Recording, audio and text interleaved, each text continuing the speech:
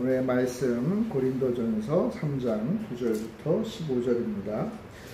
우리는 하나님의 동역자들이요 너희는 하나님의 밭이요 하나님의 집이니라. 내게 주신 하나님의 은혜를 따라 내가 지혜로운 건축자와 같이 터를 닦아두매 다른 이가 그 위에 세우나 그러나 각각 어떻게 그 위에 세울까를 조심할지니라.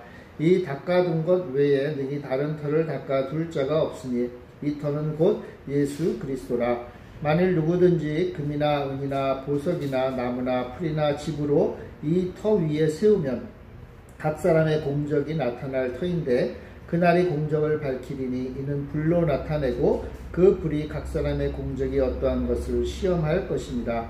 만일 누구든지 그 위에 세운 공적이 그대로 있으면 상을 받고 누구든지 그 공적이 불타면 해를 받으리니 그러나 자신은 구원을 받되 불 가운데서 받은 것 같으리라. 아멘.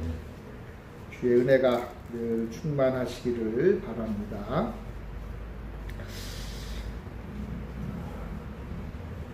우리가 가지고 있는 기억은 시간이 흐른다고 사라지는 것은 아닙니다. 기억은 항상 우리의 마음에 있지요. 오늘 바울이 이 마음에 담아둔 기억이 있는데 바로 고린도에서의 추억입니다. 이것은 그렇게 쉽게 사라지지는 않을 거예요. 지금 바울은 에베소에 있는데 이 에베소에서 바다를 건너서 이제 고린도가 있어요. 그런데 에베소에서 목회를 하고 있는 바울에게 고린도에서의 소식이 들려옵니다. 별로 좋지 않은 소식이죠. 아마 바울은 그 소식을 듣고 고린도에서 있었던 일을 그 기억을 생생하게 떠올렸을 것으로 보여요. 바울의 몸은 고린도를 떠나 있지만 그의 마음은 고린도에 그대로 다시금 생각이 떠올랐을 것입니다. 고린도에서 그 고린도 교회를 바울이 세웠는데 그 교회가 유스도라고 하는 사람의 집에서 이제 세워졌죠. 그래서 주일마다 고린도에 있는 성도들은 유스도의 집에 모여서 예배를 드렸을 것입니다.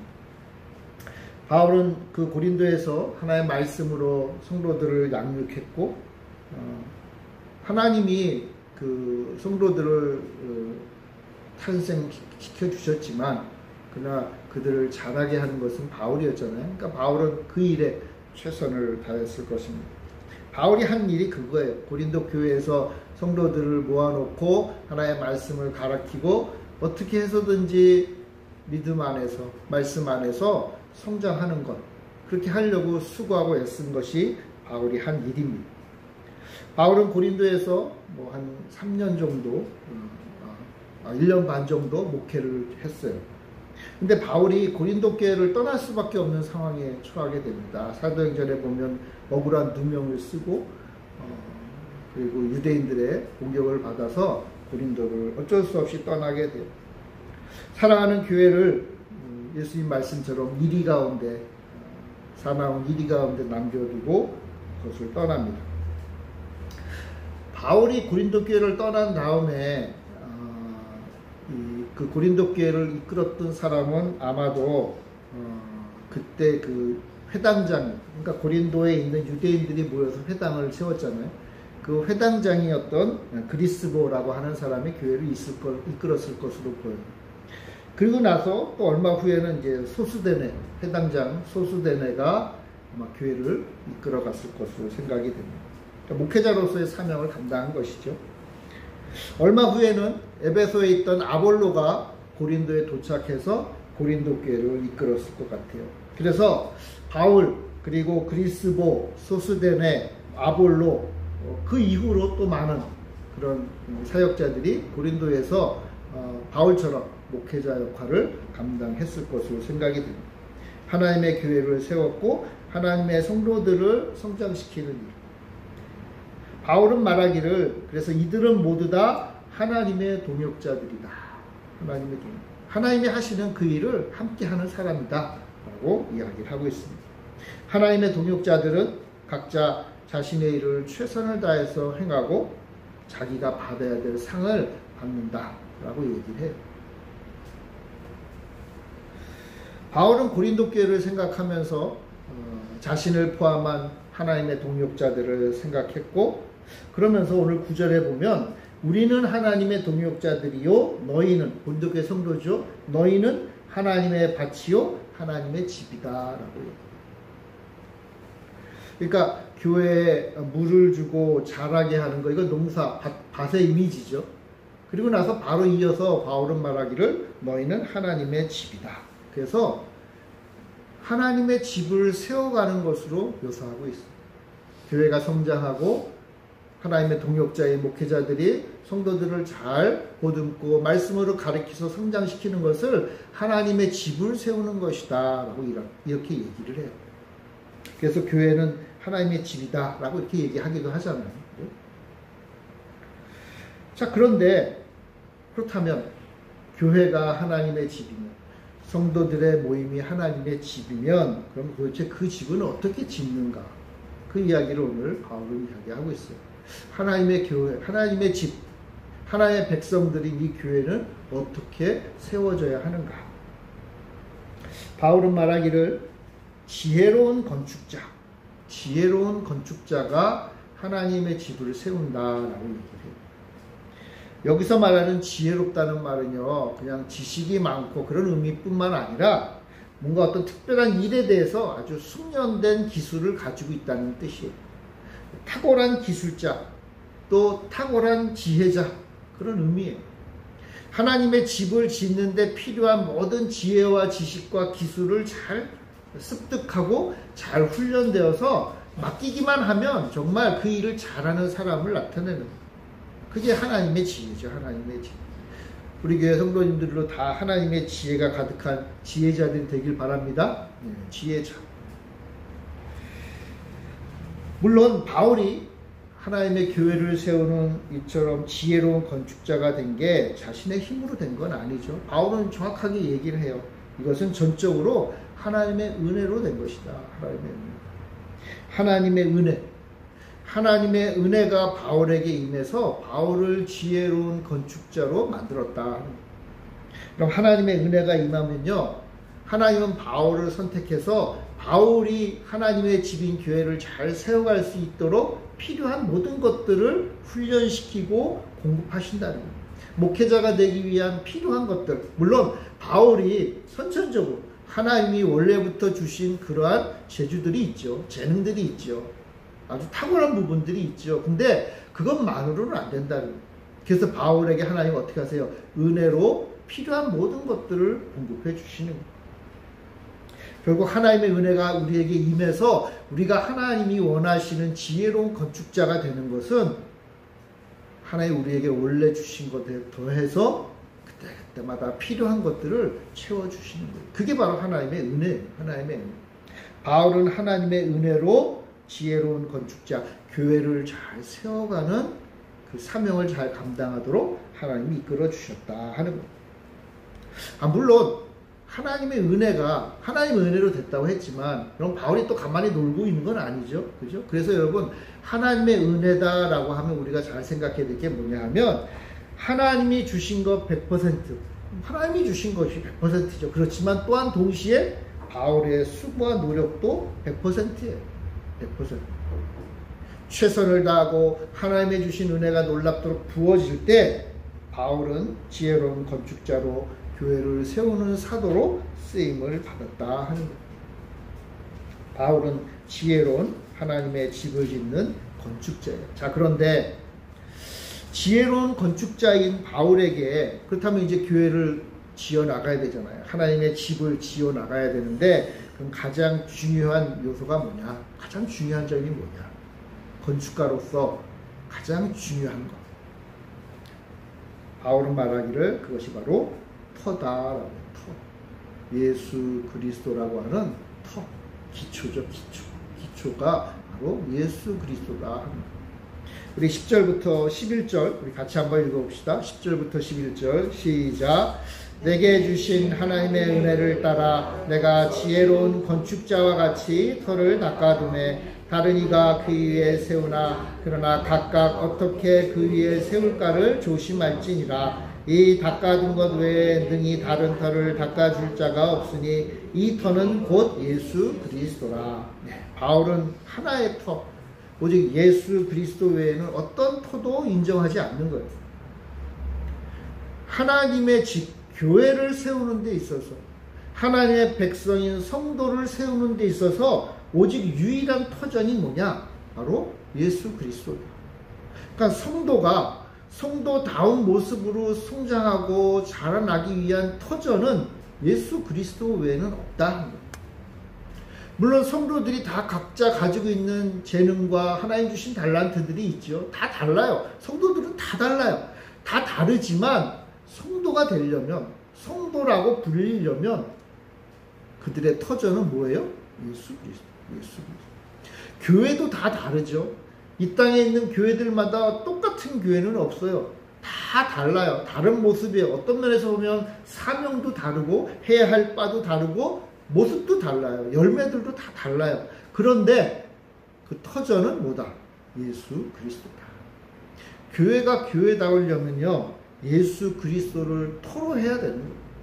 우리 열매 맺는 교회가 정말 하나님이 사용하시는 교회가 되기 위해서는 우리가 끊임없이 살펴야 될 게 있어요. 우리 교회가 과연 예수 그리스도를 터전으로 삼고 있는가? 목사님을 터전으로 삼아서도 안 되고, 장로님을 터전으로 삼아서도 안 되고, 우리가 가지고 있는 재주나 능력이나 물질이나 우리가 가지고 있는 것들이 터가 되면 안 된다는 거예요. 심지어는요, 우리의 꿈과 비전이 우리 교회의 터전이 되어서도 안 돼요. 무엇이 터전이 돼야 돼요? 예수 그리스도. 예수 그리스도. 예수 그리스도 외에는 교회의 터전이 될 수 없어요. 그래서 바울이 말하잖아요. 예수 그리스도라는 그 터 위에 다른 것들, 다른 교회를 세우면 안 된다. 이건 바울뿐만 아니라 오늘 말씀에 나오는 하나님의 동역자들이 다 똑같아요. 다 똑같아요. 물론 세워지는 건물의 모양과 형식과 재료는 다양할 수 있지만 기초인 터전은 바뀔 수 없다. 바뀔 수 없다. 자, 그런데 예수 그리스도가 우리 교회에, 우리 인생에, 성도들의 터전이 돼야 되는데, 터가 돼야 되는데, 그럼 예수 그리스도 위에 세워진다는 말이 과연 뭘까? 예수 그리스도 위에 세워야 된다는데 그게 도대체 뭘까? 진짜 예수님을 밑에다 놓고 세우는 건 아니잖아요. 그럼 과연 뭘까? 과연 뭘까? 바울은요, 우리 교회가 예수 그리스도라는 터 위에 세워진다는 것이 뭐냐 하면 바로 십자가에 달린 예수 그리스도를 증거하는 그 복음, 그 복음의 터 위에 세워져야 된다라고 얘기하는 거예요. 2장 2절에 보면 교회의 기초는 십자가에 달린 예수 그리스도예요. 십자가에 달린 예수 그리스도. 여러분, 교회는요, 우리 그리스도인 성도들은요, 예수 그리스도를 터전으로 삼는데 어떤 예수 그리스도냐? 십자가에 달린 예수 그리스도. 물론 예수님은요, 십자가에 달려 죽으신 것뿐만 아니라 너무나 많은 것, 만주를 가지고 계신 분이잖아요. 그죠? 그런데 교회가 교회되어지는 터전은 예수님이 당하신 고난입니다. 예수님이 당하신 그 고난으로 인해서 이제 예수를 따르는 자, 교회에 구원을 베푸시는 분이라는 사실을 믿는 거예요. 이게 뭐예요? 바로 복음이에요. 교회가 전하는 복음은 예수님의 십자가 죽음과 그로 인해서 우리가 누리는 영원한 생명입니다. 여기에 터를 잡아야 된다. 그래서 바울이 고린도 교회에 말하기를, 이 고린도전서 후서를 읽다 보면 내가 너희에게 전한 것은 이거 외엔 없다라고 얘기해요. 고린도 교회가 재주도 많고 능력도 많고 부자고 떵떵거리며 사는 사람들이 많았거든요. 근데 바울은 그들에게 말하기를 내가 너희들에게 그런 것들을 가르치지 않는다. 내가 전하는 것보다 예수 그리스도의 십자가 외에는 없다라고 얘기를 해요. 왜요? 그것만이 우리에게 유일한 소망이기 때문에 소망. 여러분, 예수님이 아주 위대한 기적을 베푸시는 분이다. 뭐 대단하죠. 예수님이 놀라운 능력을 가지신 분이다. 멋지죠. 따라갈 만하죠. 근데 그래서 뭐 어쩌라고? 그건 예수님이 가지고 있는 거잖아요. 예수님이 능력을 베푸셔서 병자를 고치시면 그 병자에게는 유익이 있지만 그럼 그걸 지켜보는 우리에게는 무슨 유익이 있어요? 대단하네. 그걸로 끝나는 거예요. 예수 그리스도가 하나님의 아들이시다. 정말 놀랍다. 뭐를 어쩌라고요? 예수 그리스도의 무엇이 우리에게 유익한 거예요? 바울은 말하는 거죠. 예수 그리스도께서 십자가에 달려 죽으심으로 그 죽으심 때문에 이제 우리가 뭘 얻는 거예요? 영원한 생명을 얻는다. 나에게 진짜 유익이 있는 거잖아요. 유익이. 바울이 말하는 복음이 그거예요. 오늘날도 마찬가지예요. 예수님이 우리에게 무슨 유익이 있어요? 예수님이 위대한 위인이어서요? 위인은 이 세상에 많아요. 엄청나게 많아요. 따라가지 못할 정도의 위인들이 너무나 많아요. 그러나 우리는 그분을 그 위인들을 따라갈 수 없잖아요. 그럼 나에게 무슨 유익이 있어요? 그러나 예수님은 예수님의 죽으심으로 인해서 나에게 진짜 유익이 있는, 진짜 영원한 생명을 얻는. 그러므로 교회는요, 예수 그리스도의 십자가 외에는 사실 중요한 게 없어요. 예수님이 걸어가신 이 십자가의 길이 물론 어떤 이에게는 참 어리석어 보여요. 어떤 이에게는 받아들일 수 없는 것이에요. 그러나 바울은 그것만이 진정한 하나님의 능력이고 구원의 길이 되고 그것이 바로 하나님의 지혜다라고. 하나님의 지혜. 그러므로 교회에서요, 이 예수 그리스도의 십자가 복음이 전해지지 않고 다른 것들이 전해진다면, 여러분 이스라엘에게 거짓 선지자들이 있었잖아요. 그죠? 하나님의 말씀을 왜곡해서 전하는, 겉보기에는 하나님의 말씀 같은데 아무 유익이 없는 말씀. 그게 거짓 선지자의 말이에요. 겉보기에는 달콤하지만 이스라엘에게는 아무런 유익이 없는 거예요. 여러분 교회에서도요, 하나님의 말씀이 전해지지만 이 복음이 전해지지 않으면 아무 유익이 없는 거예요. 그러므로 바울은 말하기를 이 십자가 복음만이 교회의 유일한 터다. 유일한 터다. 교회는 이 터전위에 세워져야 된다라고 얘기해요. 그러므로 자신은 바로 지혜로운 건축자다. 지혜로운 건축자가 뭔가요? 그러니까 예수 그리스도의 복음을 전하는 자가 지혜로운 건축자인 거예요. 지혜로운 건축자. 집을 튼튼하게 세우는 자. 그래서 저는 이 본문을 읽으면서 예수님 말씀이 하나 떠올랐어요. 비슷한 말씀을 예수님도 한번 하셨어요. 여러분 마태복음 7장에 보면요, 예수님이 제자들에게 집을 짓는 이야기를 하세요. 마태복음 7장 24절 25절 한번 찾아볼까요? 마태복음 7장 24절부터 25절입니다. 여기에서도요, 지혜로운 자와 어리석은 자가 등장을 하는데 그 차이가 뭔지를 한번 살펴보겠습니다. 마태복음 7장 24절부터 25절 같이 한번 읽어봅시다. 시작. 그러므로 누구든지 나의 이 말을 듣고 행하는 자는 그 집을 반석 위에 지은 지혜로운 사람 같으리니 비가 내리고 창수가 나고 바람이 불어 그 집에 부딪히되 무너지지 아니하나니 이는 주추를 반석 위에 놓은 까닭이요. 지혜로운 자, 그 다음에 이거 어리석은 자가 등장하는데, 이 집을 짓는데 누가 지혜로운 자냐 하면 주추를 반석 위에 놓는다. 이 주추라는 말이 오늘 우리가 읽은 고린도전서에 나오는 터하고 같은 말이에요. 번역을 좀 다르게 한 것일 뿐이죠. 예수님도 역시 집을 지을 때 중요한 건 뭐라는 거예요? 터가 중요하다고 말씀하시는 거예요. 터가. 그 터가 반석 위에 세워져야 된다.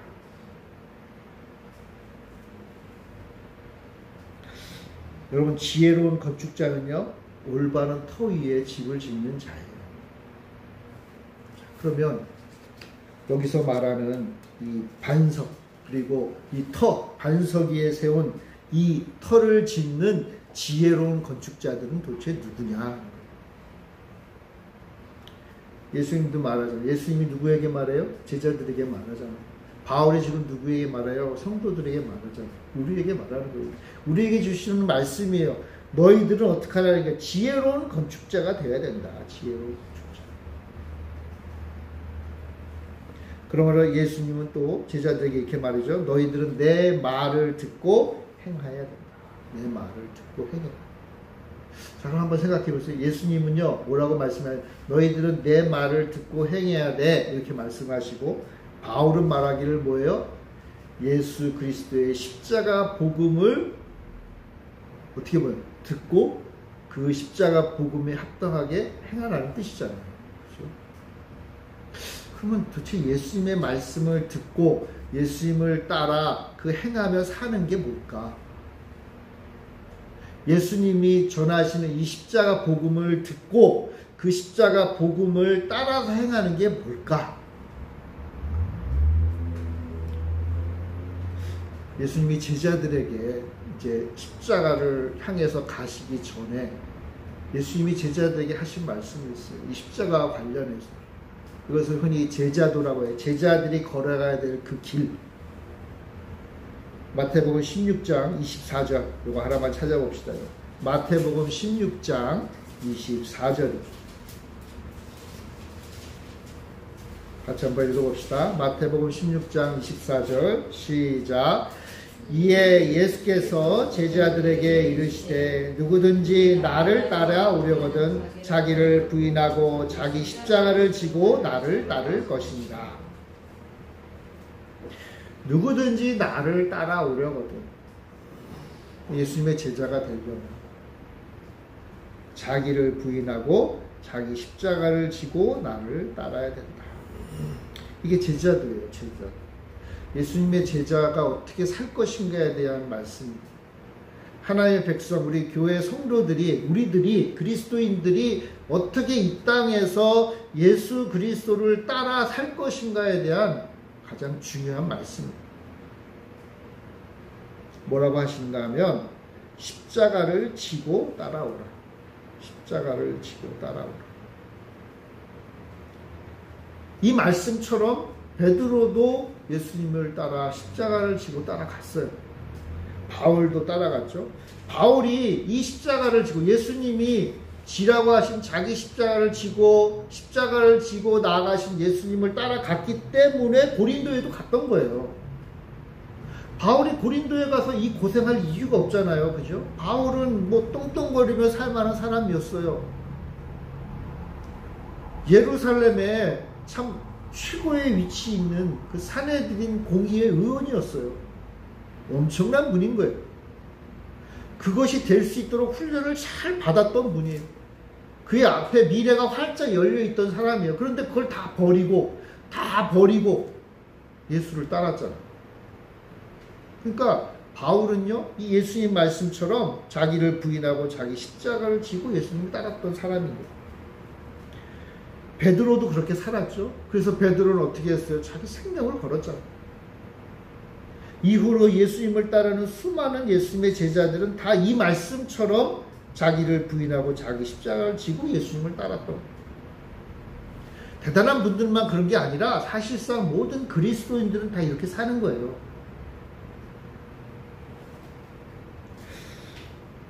자, 그럼 한번 여러분 그림을 그려보세요. 예수님이 지금 앞서 가시잖아요. 예수님이 지금 16장에서 이 말씀하신 것은 내가 장차 십자가를 지고 죽음의 길로 갈 것이라는 것을 알고 제자들에게 말씀한 거잖아요. 그러니까 예수님이 맨 앞서서 자기 십자가, 예수님이 십자가를 지고 걸어가시는 거예요.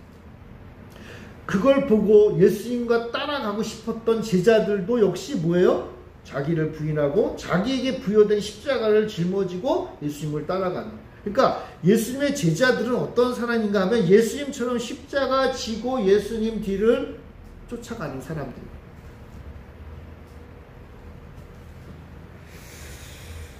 자, 그럼 여러분 십자가가 뭐죠? 여러분 십자가. 지금 예수님이 제자들에게 왜 자기 십자가를 지고라고 했을까요? 예수님이 자기가 먼저 지고 가시니까. 여러분 십자가가 뭐예요? 십자가. 여러분 십자가는 사용 도구잖아요. 십자가를 진다는 말은요, 죽는다는 뜻이에요. 죽는다. 내가 이제 죽는다는, 죽음을 짊어지고 나가는, 좀 세상 말로 난 죽으러 간다. 나 이제 죽을 거야.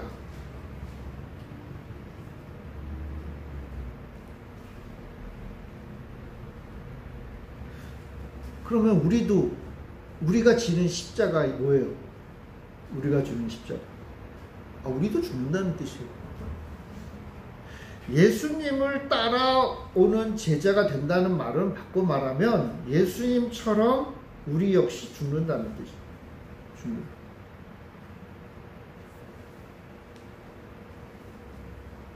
가끔 이 십자가를 오해들을 해요.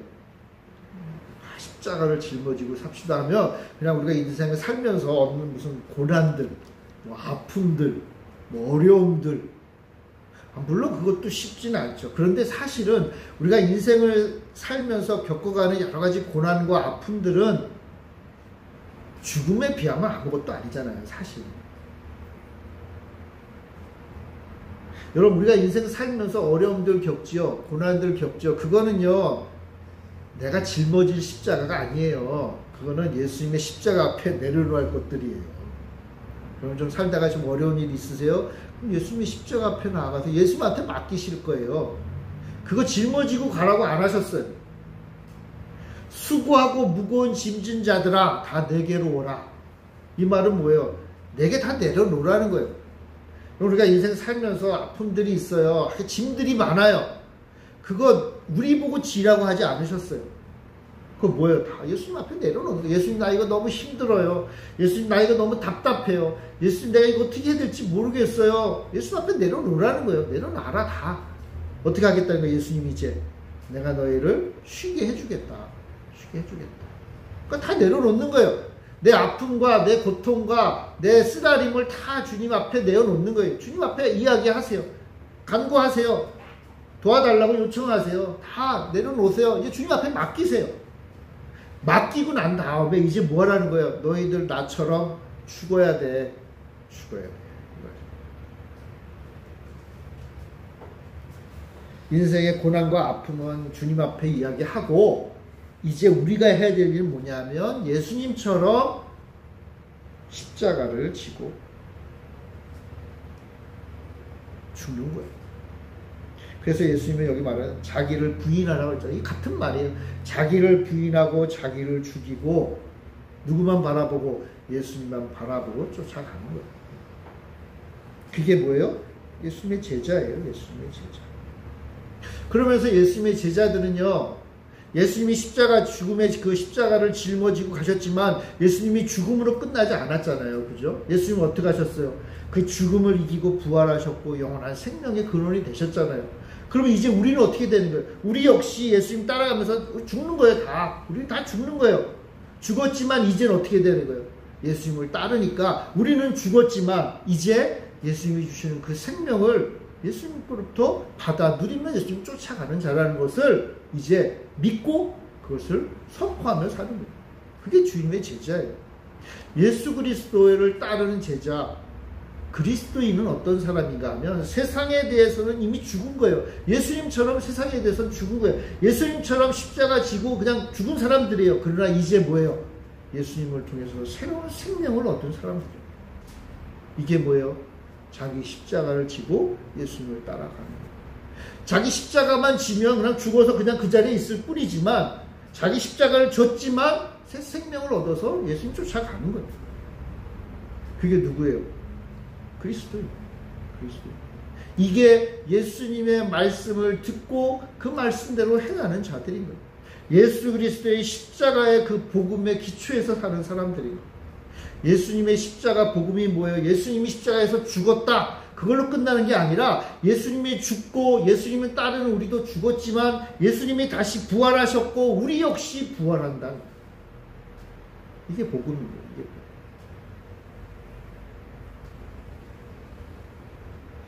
그렇기 때문에 바울은요, 내가 먼저 죽었다. 그러잖아요. 바울이 계속 하는 얘기가 그거예요. 나는 죽었다. 나는 죽었다. 바울이 뭐가 죽었지? 바울은 진짜 죽은 거예요. 옛사람은 죽은 거예요. 옛사람은 죽은 거예요. 그러나 이제 뭐예요? 새로운 생명을 예수 그리스도로부터 받아 누리는 자다. 이게 복음인 거예요. 그러니까 이거 외에는 전할 게 없어요. 이거는요, 오늘날 교회도 마찬가지고, 오늘날 교회도 전할 게 이거 말고 뭐가 있겠어요? 교회 다니면은 뭐 세상에서 성공한다? 교회 다니면 세상에서 그래도 한 자리 한다? 세상에 교회 다니면은 그래도 좀 멋있어 보인다? 그건 다 우리 인간들의 생각일 뿐이에요. 교회는 예수님 따라 죽고 예수님 따라 사는 것을 선포하는 곳이에요. 그러므로 이것이 교회의 터가 돼야 돼. 이 진리의 말씀이 교회를 세우는 터가 돼야 돼. 주님을 따르는 제자의 삶에 있어서 나는 죽지만 나도 역시 예수님처럼 죽지만 나도 역시 예수님처럼 부활하고 영생을 누리며 살 것이라는 것을 선포하는 것. 이게 바로 교회의 터예요. 또한 동시에 우리 그리스도인들의 삶의 터가 되는 거예요. 우리 인생의 근본인 거예요. 예수 그리스도를 섬기는 사람들의 근본이에요. 이것을 마음에 품고 사는 사람들이에요. 이렇게 살아가는 사람들인 거예요.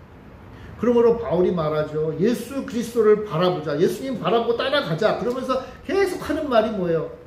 나는 날마다 죽는 거예요. 나는 날마다 죽는 거예요. 나는 죽는 거예요. 나는. 그러나 내 안에 계신 예수 그리스도는 영원히 우리와 함께 하십니다. 이것이 복음의 신비요, 복음의 비밀이요, 그리스도인들이 마음속에 간직하고 있는 핵심 중에 핵심입니다. 이 복음을 여러분들의 마음속에 결코 떠나지 않고 늘 품고 사시기를 바라요. 우리가 어떤 상황에 처하든지, 우리가 어떤 곳에 도착하든지, 우리가 어떤 길을 걷든지, 내 인생 앞에 무엇이 펼쳐지든지 이것이 변치 않는 진리라는 거예요. 여기에서부터 우리의 삶은 어떤 면에서 보면 해석해야 되는 거예요. 내 인생의 길을 바라볼 때 왜 내 인생이 이럴까? 내 인생이 왜 이런 방향으로 갔을까? 할 때 이것들을 해석할 수 있는 기준이 뭐냐? 그럼에도 불구하고 내 안에 예수 그리스도와 함께 하심으로 내가 이제 예수님 따라감으로 내 안에 영원한 생명이 있다는 사실을 내 인생에 펼쳐지는 모든 것들을 바라보는 해석의 기준이 됩니다. 어떤 분은 말하기 그것이 바로 우리의 안경이라고 그러죠. 내 인생을 바르게 볼 수 있는, 내 앞에 펼쳐져 있는 현실을 올바로 이해할 수 있는 안경입니다. 이전에는 뿌옇지만 이제 이 진리의 말씀을 내가 딱 착용하는 순간 모든 것이 잘 보이게 된다.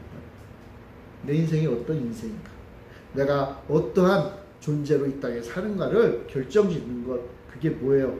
예수 그리스도라고 합니다. 예수님이 나를 위해 십자가에 죽으셨지만 이제 그 예수님을 통해서 영원한 생명을 누리며 함께 살 수 있다는 그것이 바로 내 인생의 터전이 되어야 됩니다. 만약 이 터전 위에 세워지지 않는 교회다, 그 교회는 무너지는 거예요. 예수님도 말하고 바울도 말하잖아요. 모든 것들을 시험하는 때가 닥칠 때 그런 것들은 다 어떻게 다 무너져버려요. 무너져. 예수님의 제자라고 해서 모든 삶이 똑같지는 않겠죠. 같은 삶을 살진 않아요. 오늘 12절에 보면 만일 누구든지 금이나 은이나 보석이나 나무나 풀이나 집으로 이 터 위에, 그러니까 이 터 위에 세워지는 집의 모습은 다양한 거예요. 다양한 거예요. 어떤 거는 금으로 세워지고요. 얼마나 멋있겠어요. 그죠? 또 어떤 거는 은으로 세워져요. 어떤 것들은 화려한 보석들로 세워지는 거예요. 또 어떤 거는 나무로 세워지고 풀로 세워지고 지푸라기로 세워져요. 여러분, 금으로 지어진 집과 지푸라기로 지어진 집을 보면 너무나 차이가 있잖아요. 그죠? 그러니까 이 땅의 눈으로 보면 너무나 큰 차이가 있어요. 그래서 다들 금으로 짓고 싶죠. 내 인생이 금으로 지어진 집이 되고 싶죠. 아니, 어느 누구가 지푸라기로 세워진 집으로 살고 싶겠어요. 근데 말하죠. 문제는 이 모두가 다 영원하지 않다. 영원하지 않다. 모두 다 잘 타버리는 거예요. 오늘 바울이 말하는 것은 이 모든 것들이 다 사실 다 타버린다는 거예요. 타버려. 겉으로 드러나는 이런 것들은 다 타버리는 거예요. 그리고 또 한 가지 중요한 것은 이 모든 것들을 태우는 시간이 반드시 온다는 거예요. 우리 모든 인생들에게 있어서 이 모든 것들을 우리가 평생을 수고해서 쌓아놓은 이 모든 집들이 다 불타버릴 때가 반드시 있다는 거예요. 모든 사람에게 다 있다. 그때 타지 않을 것이 남게 된다. 여기 보면 공적이 남는다 그랬잖아요. 공적. 그리고 우리의 인생의 겉의 모습들이 마지막 때에 다 타버리지만 타지 않고 남을 그 핵심은 있다는 거예요. 그게 뭐예요? 어떤 면에서 보면 그것이 바로 터예요. 이 공적이란 말은 무슨 뜻이냐면 일이란 뜻이에요. 일. 만들어 놓은 작품, 그런 것이 작품. 핵심 중에 핵심. 바꿔 말하면 뭐예요? 이 집이 도대체 어느 터 위에 세워졌는지를 나중에는 알게 된다는 거예요. 집이 지어졌을 때는 이 터가 어떤지 잘 모르죠. 그죠? 터 위에 집이 세워졌으니까 터는 안 보이잖아요. 그런데 마지막 때에는요, 진짜 제대로 된 터에 세워졌는지, 반석인지 모래인지를 구별하기 위해서는 어떻게 해야 돼요? 다 태워봐야 안다는 거예요. 우리 하나님 화끈하신 분이에요. 그죠? 그냥 서류상으로 보지 않으시겠다는 거예요. 겉보기에 보지 않겠다는 거예요. 그물을 지으면 터전도 튼튼할 거라고 생각하지 않으신다. 하나님은 속지 않으시는 분이에요. 다 아시는 분이에요. 어떻게 다 태워보겠다는 거예요. 그리고 나중에 뭐예요? 공적을 보겠다.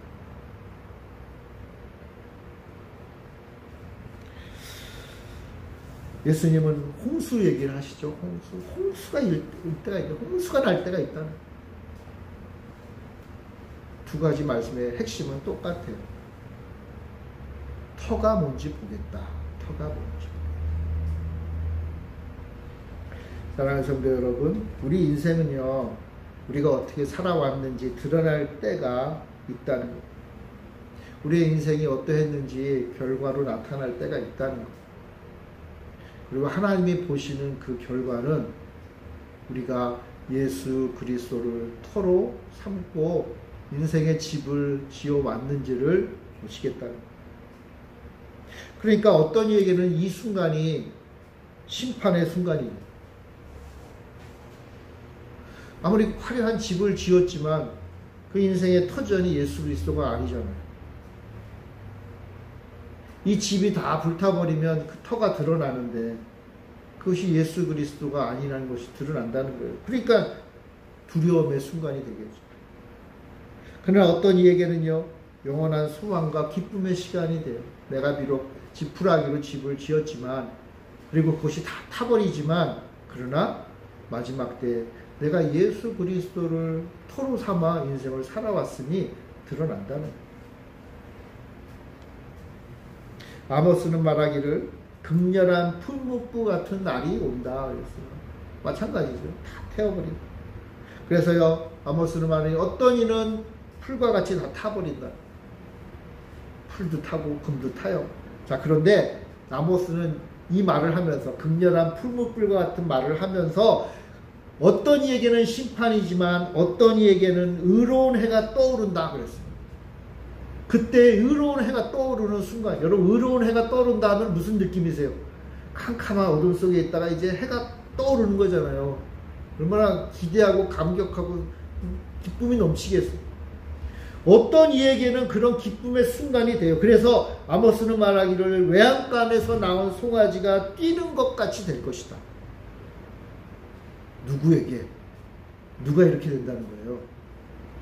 풀무불 같은 불이 있지만 다 타버리지만 예수 그리스도를 기초한 인생들은 이렇게 기뻐 날뛴다는 거예요. 너무나 행복해서 펄쩍펄쩍 뛴다는 거예요. 우리의 인생에 의로운 해가 떠서 예수 그리스도와 함께하는 날이 오게 됨을 기뻐한다는 거예요.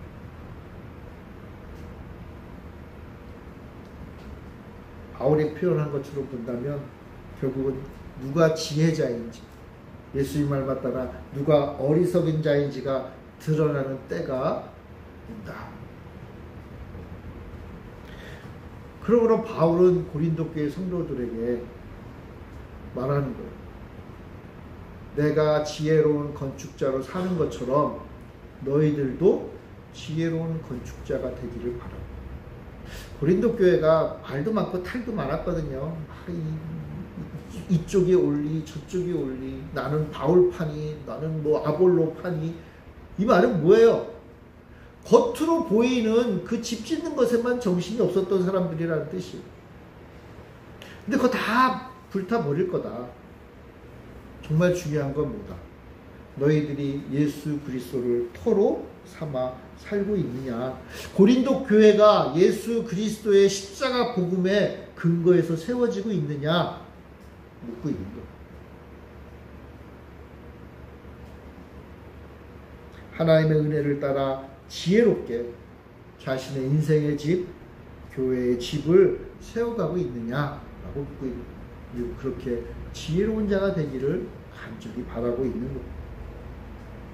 우리가 어떻게 살아왔는지, 이제 우리가 무엇을 할지, 우리가 인생의 초점을 어디에 두고 살아왔는지가 드러날 그때에 하나님 주시는 상을 모두 다 받기를 원한다라고 말씀하고 계십니다.